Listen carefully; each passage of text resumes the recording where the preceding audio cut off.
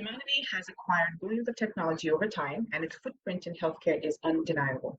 The pandemic particularly propelled discussions around telehealth as it emerged as an invaluable solution to access to care. Post-pandemic, the perspectives on the future of telehealth vary across the sectors of healthcare and regions of the world. And in this podcast, we will explore these insights. But first of all, who are we? The podcast is being presented by 5 members of the IHF Young Executive Leaders program, and we will take the next few minutes to share a brief introduction of our team. Thank you.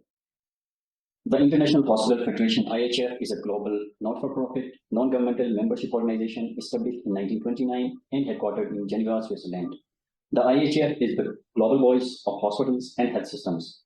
The IHF provides its members with a platform for knowledge exchange and networking with different actors in the health sector to improve the standard, quality, and level of service delivery.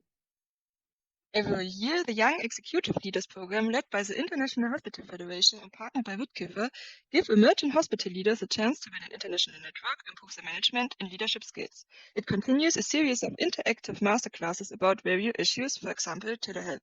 In parallel, participants will work in small groups and produce a short excerpt about one of these topics.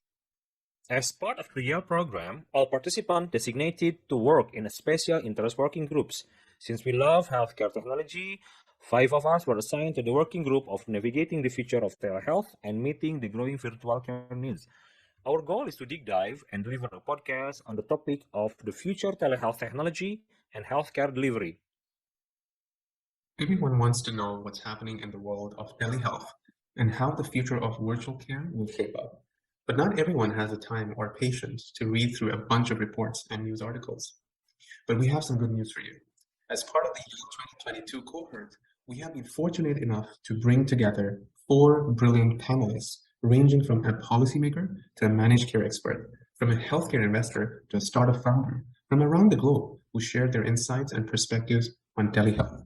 Stay tuned, and we do hope that you enjoy our podcast series.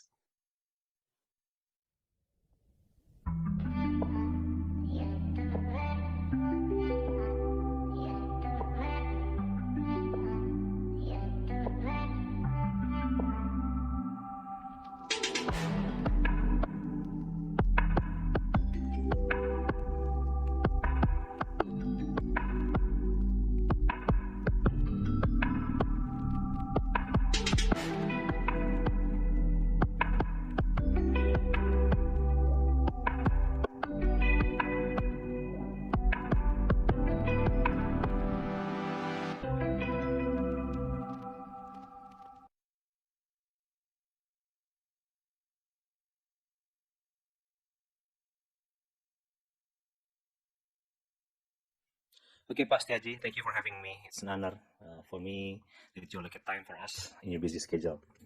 We are from the same country, working in health sector. For me, my education background is in clinical medicine, medical research, and healthcare management, and now working also as clinician and educator. Your education background is information technology, right? And has been involved in health policy and technology for some years. You're also now working as an educator in one of the most prestigious technological university in Jakarta. I learned that your career was started from city, province, to now in the Ministry of Health of Republic of Indonesia. Please tell us about yourself, your career, and your view about the current map of telehealth and virtual care technology. Yeah, thank you, Mas. Actually, I am a state civil apparatus or ASN. Has more than 20 years experience in the field of digital transformation and also smart city development, not only in the city level, but also in province, now in the central governments. Yeah, I currently serve as expert staff to the Minister of Health for Health Technology, and also like as Chief Digital Transformation Office of Ministry of Health.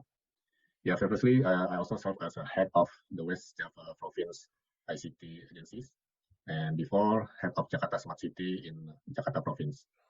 Yeah, my interest and passion as my background in the field of information technology, and also improving the knowledge and experience in the field of the ICT, like now, the ICT become a backbone, and also leaders to handle the pandemics. Thank you, Pak Setiaji. So you are now as the Chief of Digital Transformation Officer, right? Or DTO, right, as the advisor of technology for the Minister of Health. Yeah. Of course, in their basis, we have involved in deciding health technology policy and also attend international meetings as a resource person. Would you mind telling us what is your role in the ministry, and do you have power to decide technology aspect of health, and what is DTO is anyway? Yeah, DTO or Digital Transformation Office established last year, on the March 2021. Actually, this is a special team and also have a special task. The minister asked me two jobs. First, how we can handle the pandemic COVID using the digital, especially the IT. And then the second things, the broader technology transformations in the healthcare sectors. We already launched the blueprints of digital transformations in the Indonesia last year, and you can download our blueprints in our website kio.kemkes.co.id. Actually, we have three agenda how we can integrate it all the health data using the national health medical record. And the second thing is how we can simplify the system or application to support the data analysis and decision making. And then the third, how we can collaborate with other health innovators to improve and also to make the health tech ecosystem in Indonesia more broad. And our dreams likely the fintech. So we hope we can also build the ecosystem and to create the new unicorn from the health tech sector. So let's go to telehealth. Telehealth nowadays is a rising topic and lucrative market, especially after the pandemic. Fortune Business Insight predicted that it will reach more than $100 billion market in 2026 and affect all kinds of health services.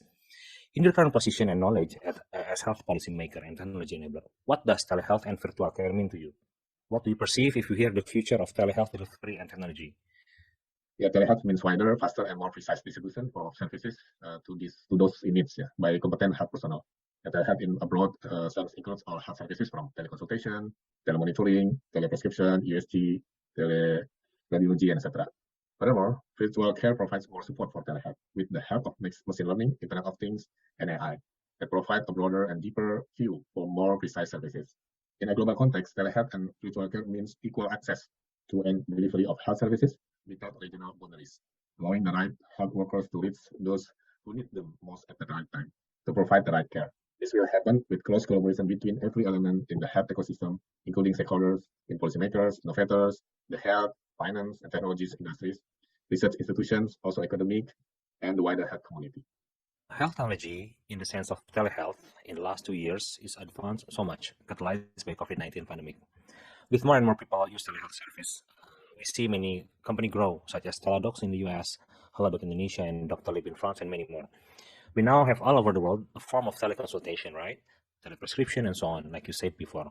Do you feel that it is a way of how to do medical or healthcare in the future? And where is Indonesia's position today? Our vision is how we make the services in health sector is inclusive.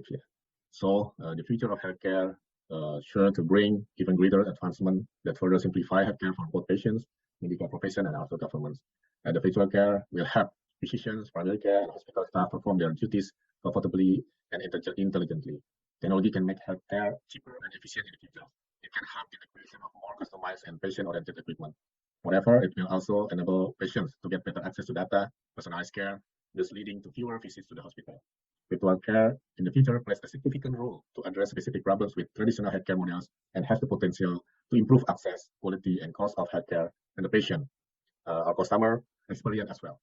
And therefore, it acts as a catalyst and also a regulator, not a player. We will make sure how we support innovation and virtual services to run and have a big impact, but still comply with health and legal ethics. So we encourage the ecosystem to grow.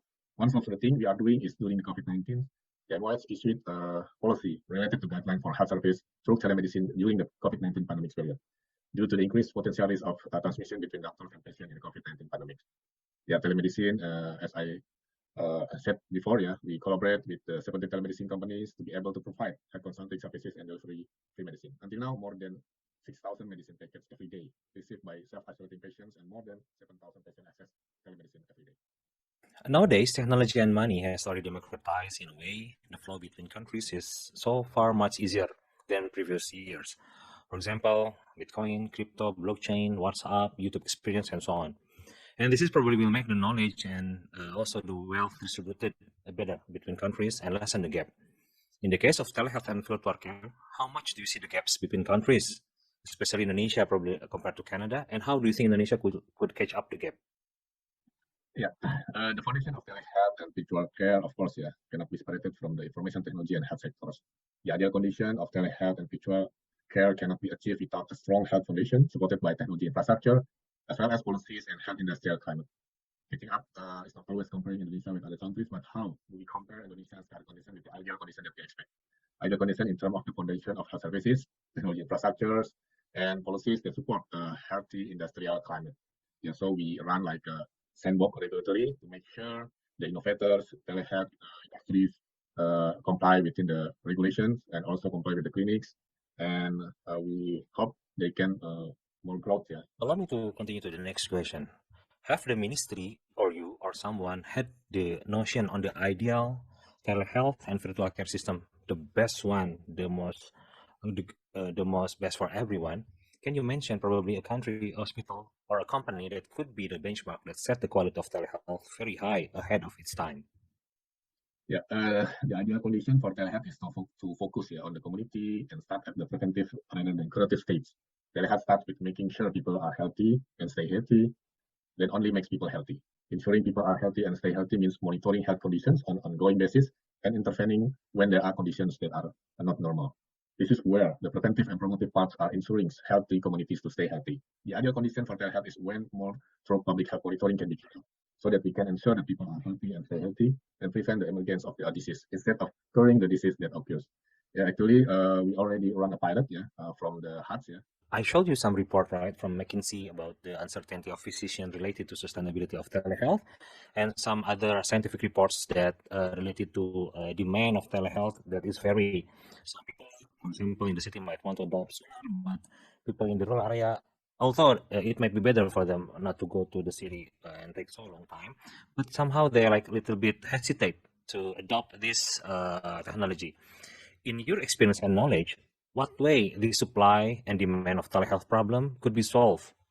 Supply must answer existing demand. When in urban areas, the demand that arises in the convenience of consultation by reducing travel time, waiting time, and simpler administration.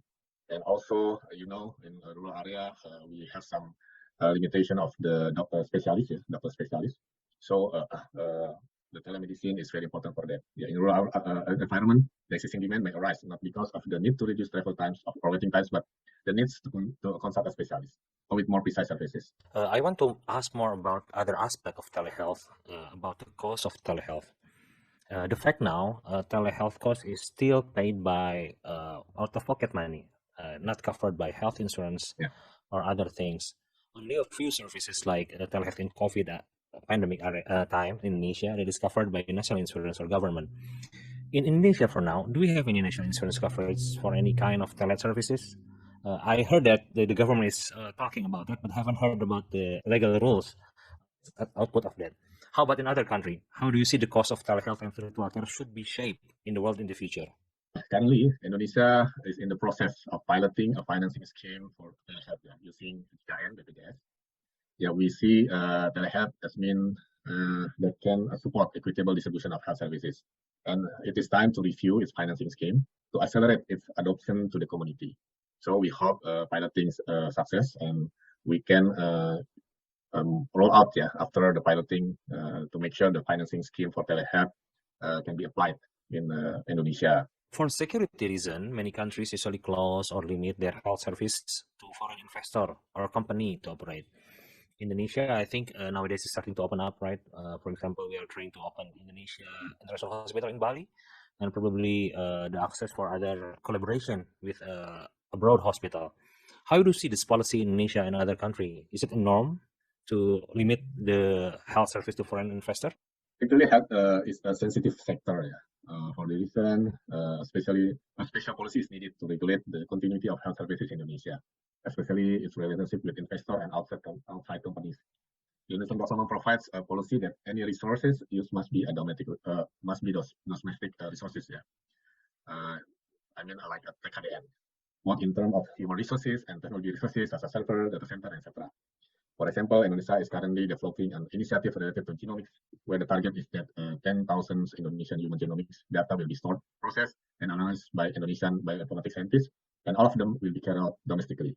Domestically, it's mean for the data and also the processing in Indonesia, because we have some regulations straight for that. Yeah, but for investment, yeah, we can use or maybe we can invite more not only the national but also international investor.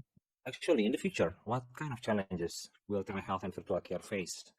To put more perspective, let's say in 2045, Indonesia will celebrate its 100 years of independence. How much of telehealth and virtual care will give leverage or impact to the health of human being at that time? Yeah, the challenges that occur in virtual care are related to the availability of infrastructure and also the importance of legal and privacy aspect. Yeah, regarding the availability of network infrastructure, we have fully coordinated with the Ministry of Communication and Information, not only in the central but also in the regional, to accelerate the availability of network infrastructure and rural area as a form of health technology transformation action. Yeah, regarding legal and privacy aspect, we are also very concerned when technology's innovation is increasingly sophisticated and developing. As digital transformation accelerates, regulatory advocacy for innovation growth is very important to be able to provide confidence for the community. Various virtual services innovations that utilize telemedicine, IoT, AI, robotics, biotechnology, big data, blockchain, and so on will give leverage or impact to the health of human beings and must be ensured to comply with ethics and professional standards, privacy policy, clinical and technological aspects. That's why we made a technology transformation action by launching the regulatory sandbox, a space where innovation in the health sector can pilot innovation or a new business model in a safe environment that is monitored by regulators. The implementation of regulatory sandbox also serves as input for the government in developing policies based on the pilot experience of health innovation actors. This regulatory sandbox ensures that every innovation made is safe and comfortable for the public to use. Okay, thank you so much. Thank you so much for your time and sharing your view on telehealth and virtual care. This is really open up our mind and horizon. Hope this will also give benefit to all the International Hospital Federation, YEL cohort, healthcare executive all around the world, and all the audience of this podcast. Thank you so much, Bastiaji. Welcome. Thank you.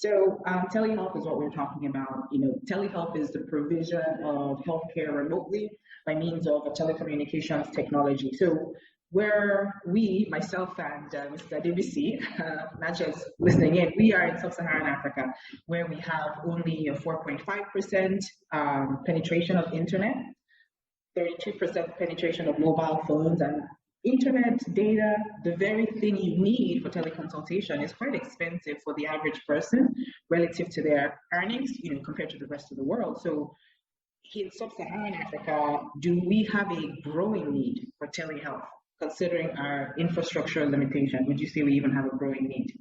This perhaps receive, I think probably starting from calls, because I've seen in some of the African countries, telehealth is not just a video call, it's actually a telephone call in a few instances as the first step, and then evolve into the ability to have a video call as well as an option. So yes, there is a need for a certain part of the community who are now getting access to non-feature phones, which are much more advanced phones that are more affordable to them. But then when you think about the cost of data, the cost of, you know, making sure that you even know the right person you're speaking to.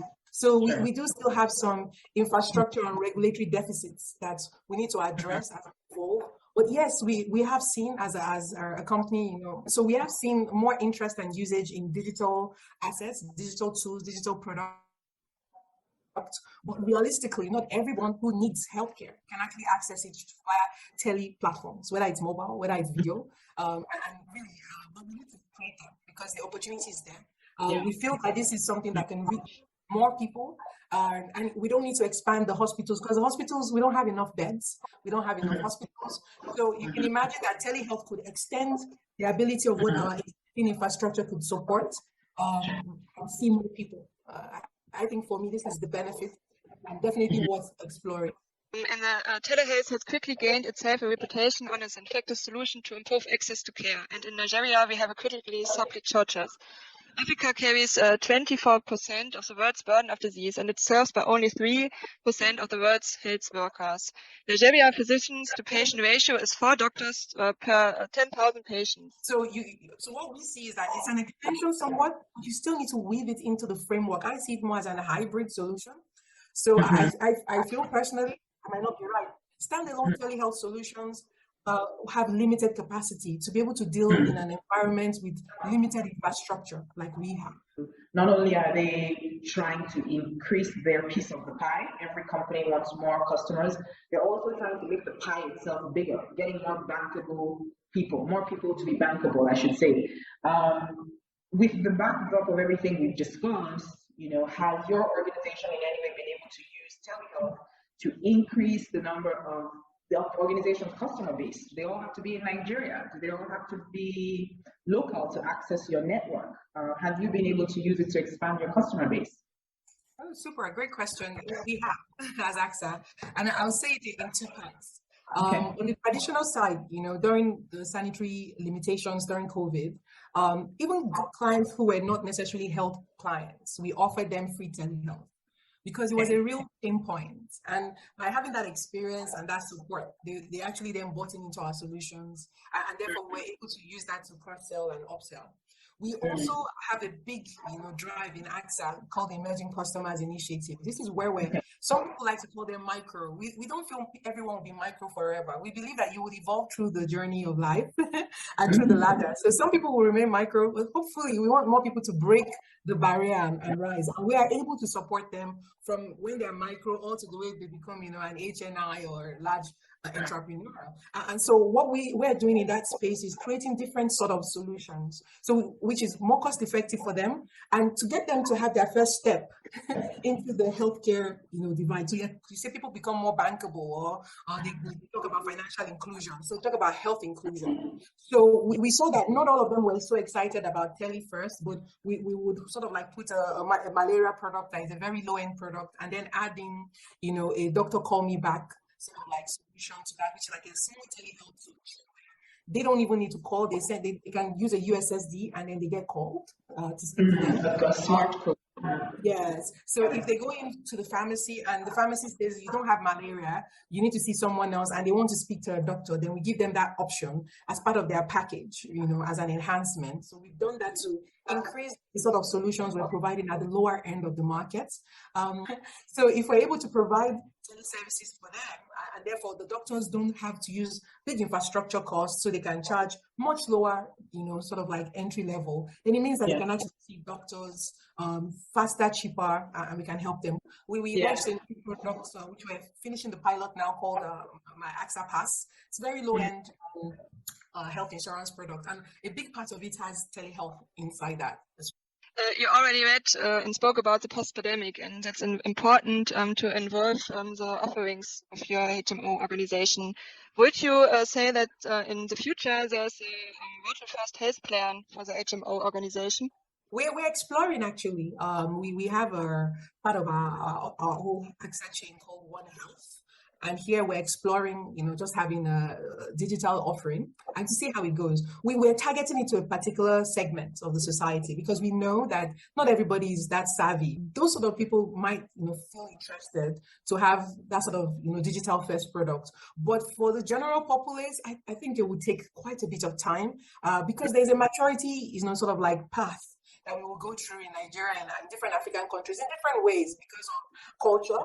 Because of, we actually, we found out, in AXA that people just want to connect to someone. They like to speak to human beings. So sometimes they're not even excited by, calling your number and it says that it's press 7, press 8. They don't like all of that stuff. They just want to speak to someone. And so we need to find that balance for them. Perhaps until we also have a lot of all the AI and, machine learning, creating natural languages where people can, feel comfortable with some of these automated response systems. They will still take a bit of time. One of the debates, because I think as we talk about technology and healthcare, The pandemic pushed us forward in a lot of ways, but a lot of the data and the hunches are still really being validated. And one of them is savings. People say teleconsultation can save a lot of money, and there's a lot of projections. The savings in these debates are driven, proposed to be driven by, substituting in-person care for virtual, preventing more costly care by making it easy for someone to reach you before things escalate. Rates for hospitals like where I work, where people may just not be able to get to you, but instead of missing their appointment and wasting that valuable time, they can call. And then we also look at the cost saving for the customers, the transportation, the childcare, the elder care, those things. So would you say from your experience that we've actually seen any cost saving from teleconsultation? I mean, it's a really exciting question, because when you think about it, I look at our experience, there is savings. The question is how much. It depends on the structure of telehealth you use. If you have a very expensive hospital with, all the top specialists, they still want to be paid well, even if they're speaking to someone virtually. And I've seen offerings from the US, the UK, where they're offering telehealth for clients, for specialists abroad, rather than they flying there. The take-up has been a bit of a mix in those sort of instances, and therefore, and even for them, they still need to make some money, and if they don't have the right volume, I don't think they'll be able to make enough money. You already point out that the IT infrastructure is very important to make telehealth and to take part of it. And I think what is your opinion about the condition would have to be created in the future on the part of the government and the companies to improve the landscape for digital service delivery? What's your opinion about it?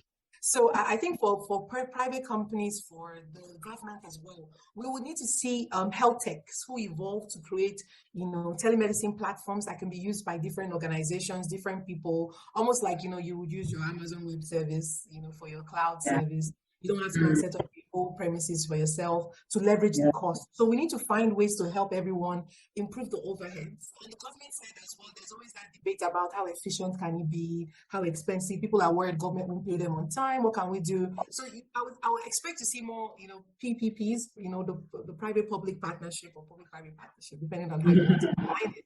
And where it starts from, where we collaborate, because even if the private companies still need to earn some money, the government has the responsibility to support, especially the most vulnerable in the society. And so if the guys who can pay are accessing this care, they're not the only ones who need healthcare. So if the government is able to provide that first layer where we're able to at least help the very poor and vulnerable, then it means that we're having a more inclusive society and everyone has a chance to improve their life. Do we think face-to-face healthcare will ever go away? It won't go away for some time. However, I think if we quickly evolve, technology solutions in Africa, where you have like tech booths, where I almost feel like I'm with a doctor, even though I'm not there, where I have, my virtual body being translated somewhere else, and I have that same feeling, but I'm not really with that person. I think this sort of, virtual reality, maybe metaverse health solutions might improve the speed at which it happens. But in the long run, people know a doctor. They say, oh, yes, I've been seeing Dr. A for the last 15 years. He's a really good doctor. He's good in this. This is the norm, right? So telemedicine is important. We need to build it. The journey of 1,000 miles starts with one step. We need to take those steps, go through the challenges and, remove the roadblocks. But for people not to want to speak to each other, I think in more of the developed markets and in Europe, people are used to being on their own and by themselves. But I feel more very African and very more communal based and community, driven, where you just need to feel the energy buzz around you, right? So speaking to a machine for some of them seems like, science fiction that, they don't know whether you ever come to life. We probably need new tech to help make us feel that we're speaking to somebody real life. I feel that there are opportunities, in the tech solutions because people are intuitive in those environments. They've created and they're investing heavily in making it easy for them to use their platforms, to engage. I believe they're using AI to listen in. That's my own personal view because when you mention some things around you, suddenly they come up on your timeline. So I'm starting to suspect Syria and everyone and Cortana in there. So they probably will help you tie the dots. But I think from a regulatory standpoint, we need to be very cautious because then who has the right skills to do this?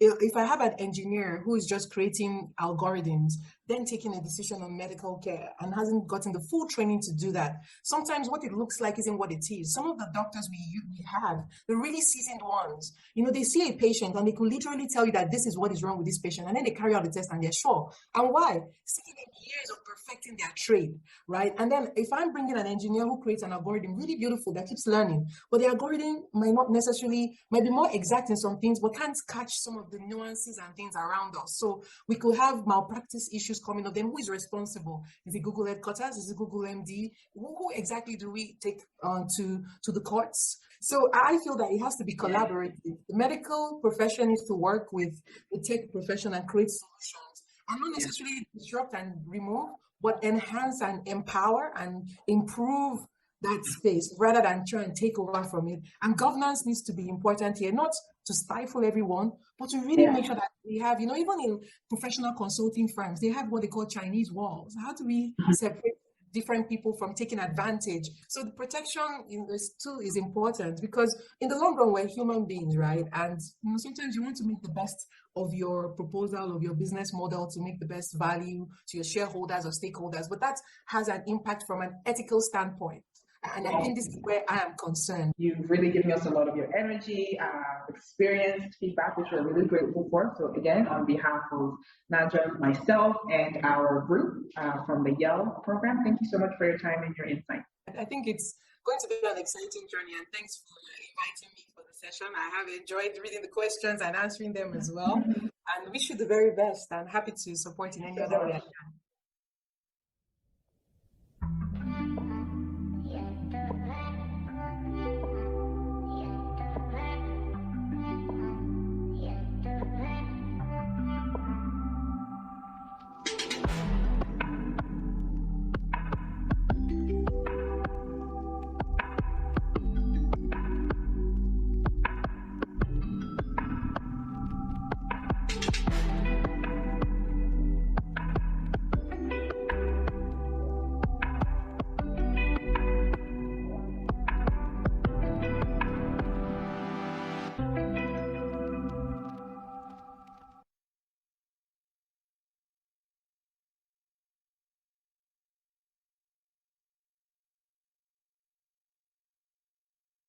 So, sir, as discussed earlier with you, actually our topic is navigating the future of telehealth and meeting the growing virtual care needs.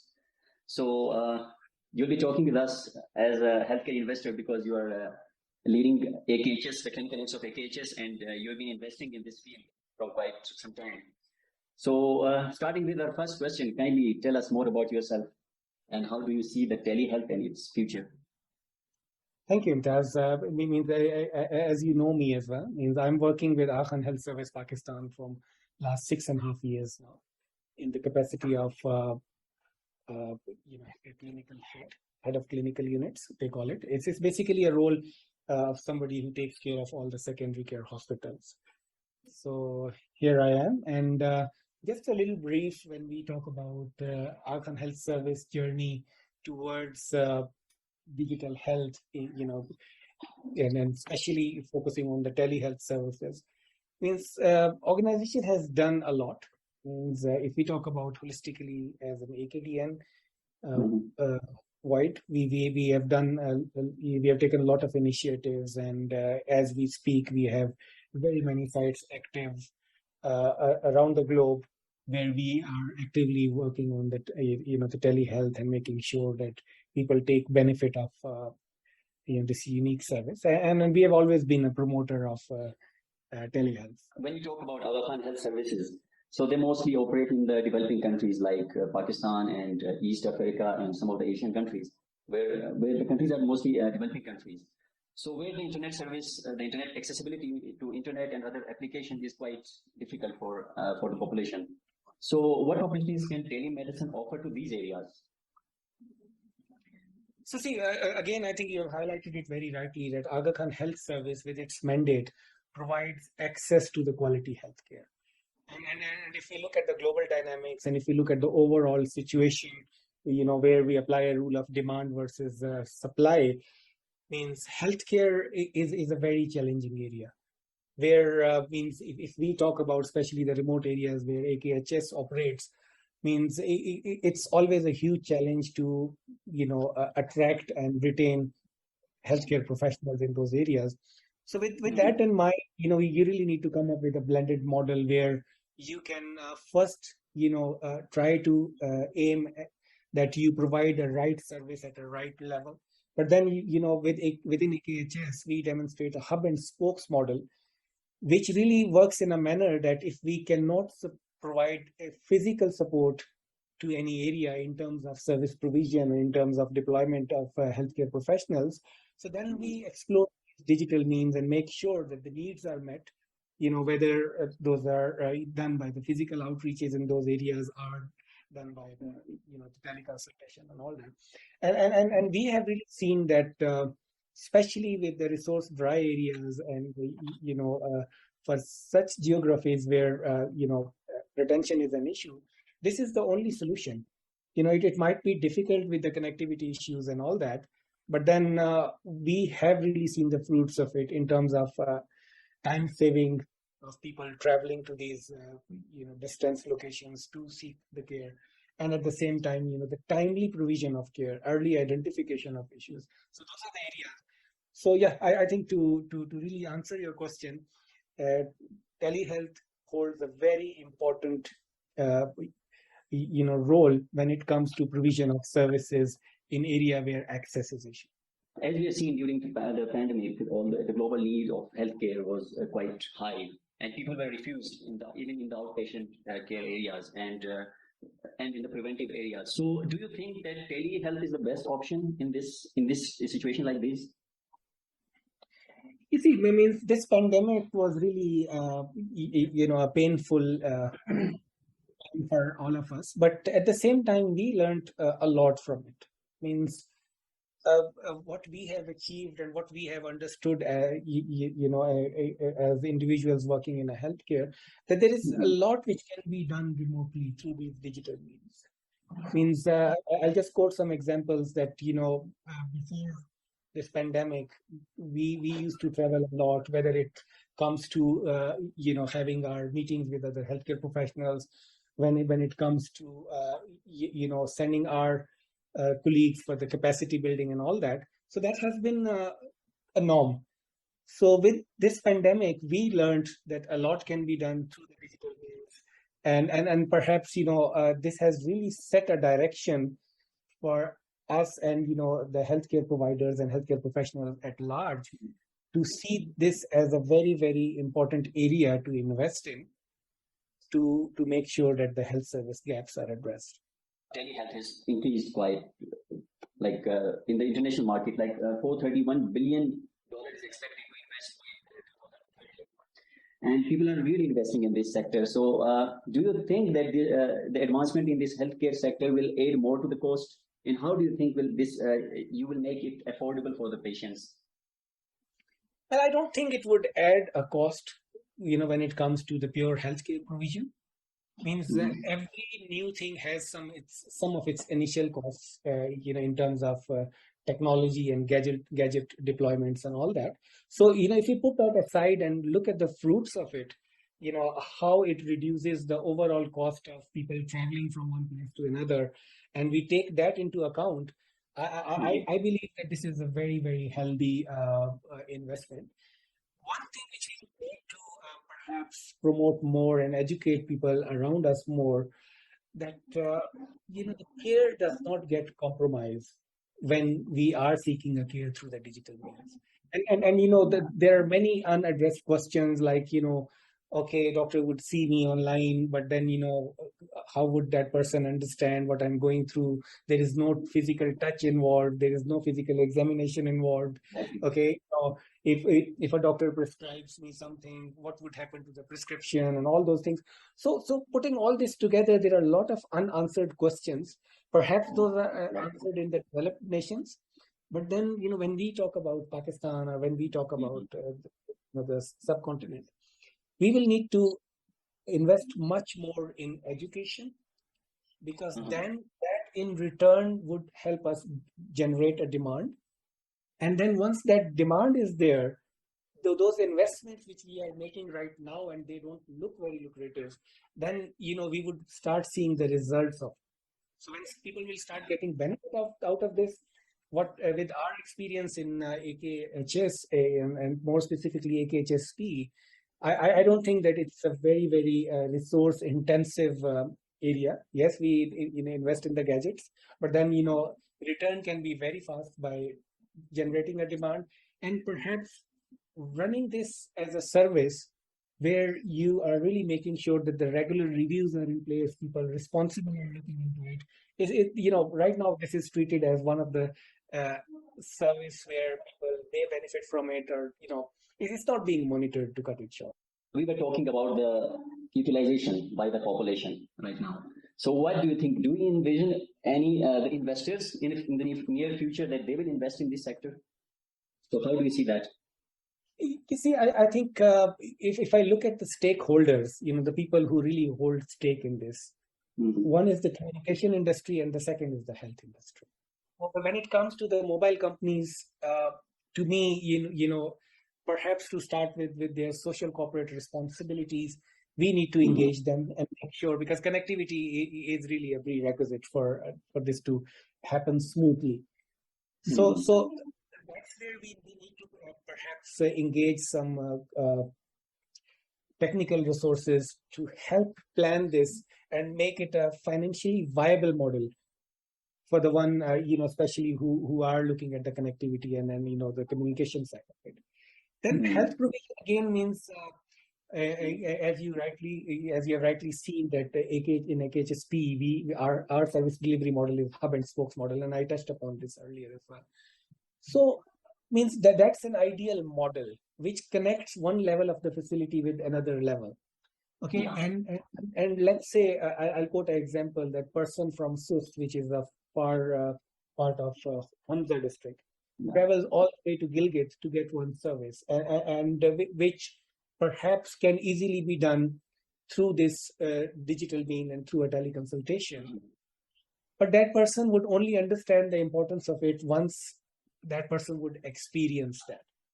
So coming back to the spokes model, I think that's really, you see a healthcare provider in your area, that healthcare provider guides you on how you can seek care for a specialist or for a super specialist sitting in Gilgit or Karachi through this, and all the important needs of that patient are met.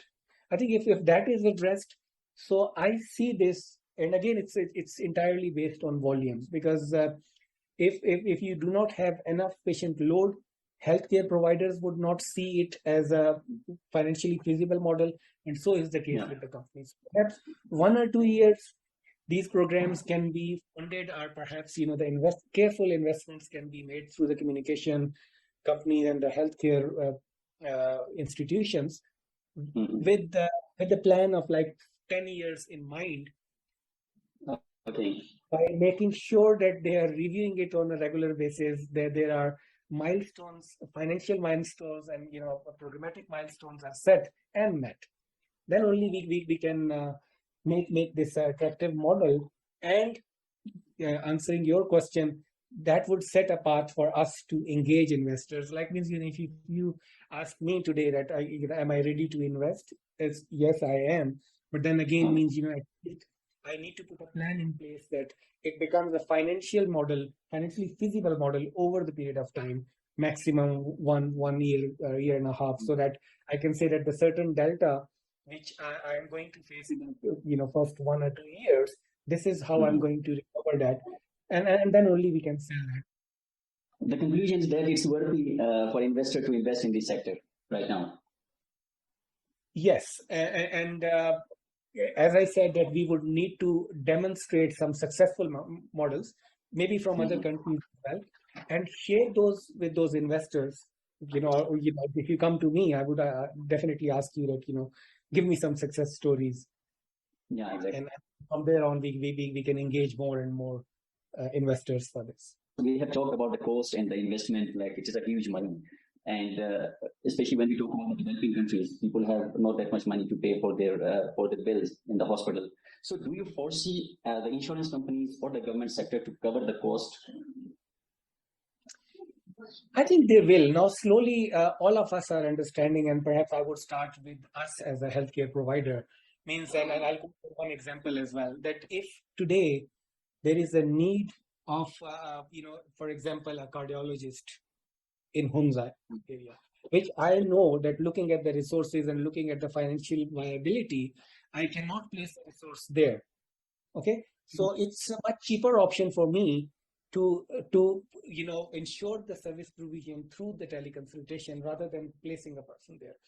So from that perspective, offering services where we have to through these innovative ways, it's a cost saving for us healthcare providers. Yeah. So can you repeat your second part of it? Yeah, it was like, do you foresee the insurance companies or the government? Oh yeah, sorry. To cover the cost, yeah. Yes. So you see, again, right now, insurance companies, the way the bills are going way above with the current inflation in the country, and the premiums, people are feeling more challenged to pay this and that. Universal health coverage coming in, where the government pays the premium and people, especially the subsidized, marginalized population gets the benefit of that. So with all this now, insurance companies are also exploring ways to create efficiency with what they do. Thank you so much, Mr. Sajid, for your time and being part of our podcast. It was very nice talking to you. Thank you so much. Thank you, Imtiaz.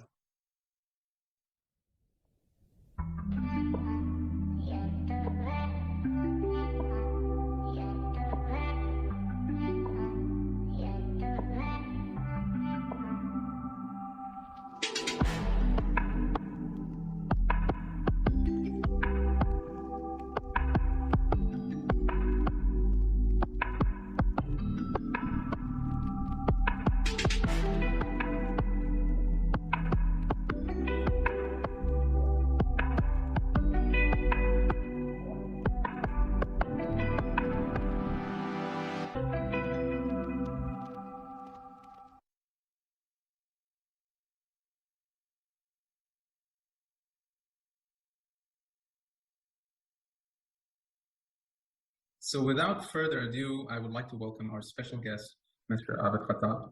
Thank you, Mr. Abid, and for accepting our invitation and to be on this podcast.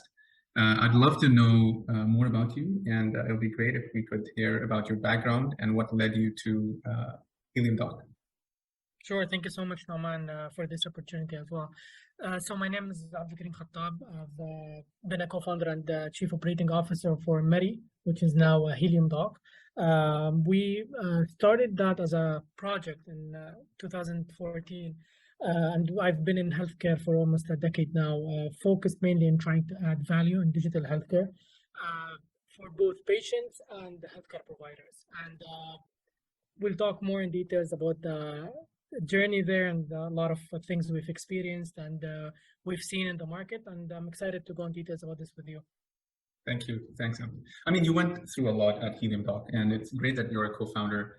I mean, how far we've come in these 2 years post the pandemic. And like you said, I want to rewind a bit and understand what was the actual problem you were trying to solve, both maybe from a patient perspective and probably from a doctor's perspective. So when we first started Helium Doc, the focus was on trying to elevate everything we've seen in the Gulf, and especially in Qatar, where we started Helium Doc. Everything that you've seen have been at a level of a very digitally aware and digitally advanced level, except healthcare. So you want to order food, you can do it by a click of a button. You wanted to order a taxi drive, you can order Uber, you can order Careem easily, except healthcare. That was still, you had to pick up the phone, you had to figure out who's the best doctor to see, you had to ask someone. What we wanted to do, we wanted to provide a platform that is unbiased, which is something that was unprecedented before, and to have a platform that shows you a variety of options, and then you can decide who's the best doctor for you. And that, in order to achieve that, we had to go through a lot of factors and a lot of draft and a lot of testing to make sure that we can provide to the patient a doctor that they think is the best for them. And we can connect doctors with patients where they can add a lot of value to their lives as well. I mean, it's amazing and it's believable today, right? Because after the pandemic, we know what you perceived and you were trying to achieve. But back then, did you actually manage to address the gap in this market in the Middle East? So overall, to address the gap, that took first to make people aware of what is it that we're trying to provide. So just to give you a little bit of background, when we first tried to talk about what is it that we are trying to provide, we got a lot of like resistance. And the reason that happened is because we're trying to change first the ideology from first digital marketing for healthcare. What was known in the country overall was you do newspaper. You put an ad on a new doctor, 20 years experience, people will read it, they will come.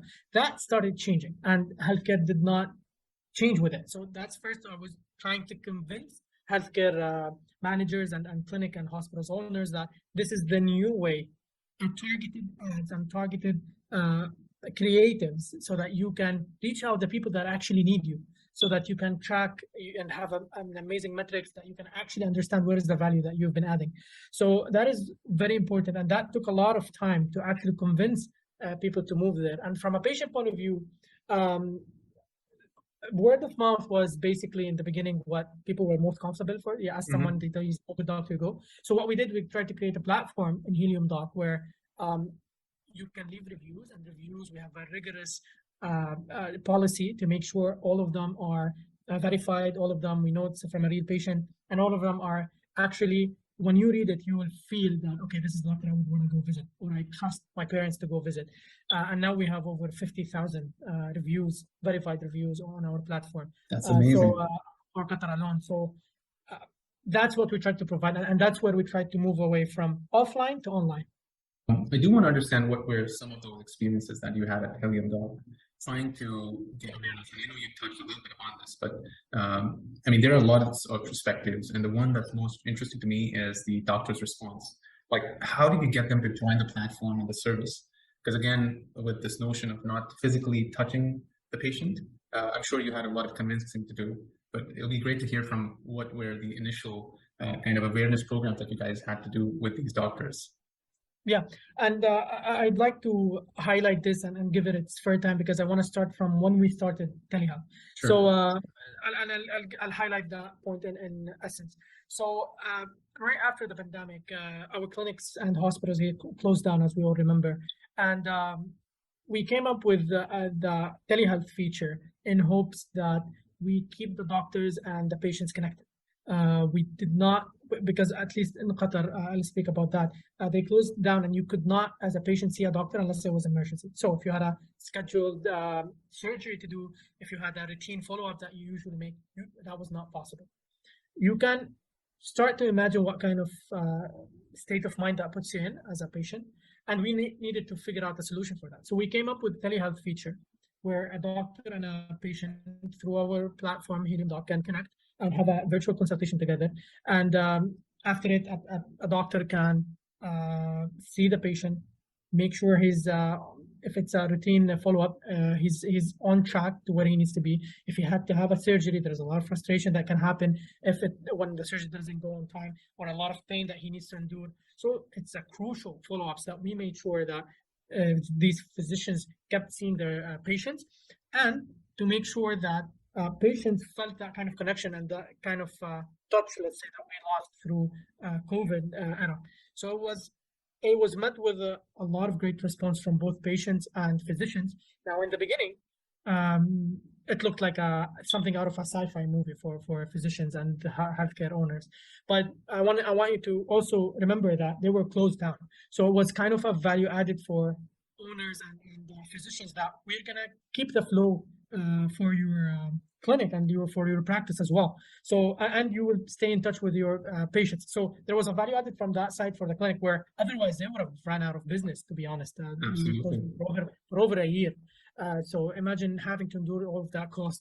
And for the patient, they loved it because they stayed on with touch and on top of everything they need to do. And later on, we also got physicians to be able to prescribe medicine electronically for their patients. So it became a platform where they were actually saw the value added, and afterwards it just became, it worked on its own. Everyone saw the value, and everyone wanted to be part of it. And the convincing aspect of it, as I said in the beginning, it was almost laughable what we were trying to present, but later on it proved that it's really what we need, and it's there to stay with us years after COVID passes by, because the value added is real and is needed. And, I was coming across this McKinsey report, which stated that telehealth usage increased by just under 40 times from before the COVID-19 pandemic to the post-pandemic levels. But how did you see the growth of Helium Doc from pre-pandemic levels to post-pandemic in Qatar and probably the region, I guess? So that is an amazing point as well, and I would like to elaborate on it. So what we do in essence is we try to provide a platform where we connect doctors with patients, and patients can book a physical appointment online. And then, as I said, we added telehealth, virtual consultation online.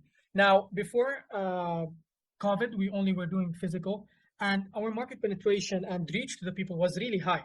So definitely in Qatar, we didn't see the 38 times because we didn't have that kind of number. Our population is a little small. We're barely over a couple of million here, so we could not hit that kind of numbers. But what I can tell you is we saw a major increase with the telehealth feature added and with the utilization of telehealth. And it is something that happened not only because people switched from a physical appointment to telehealth.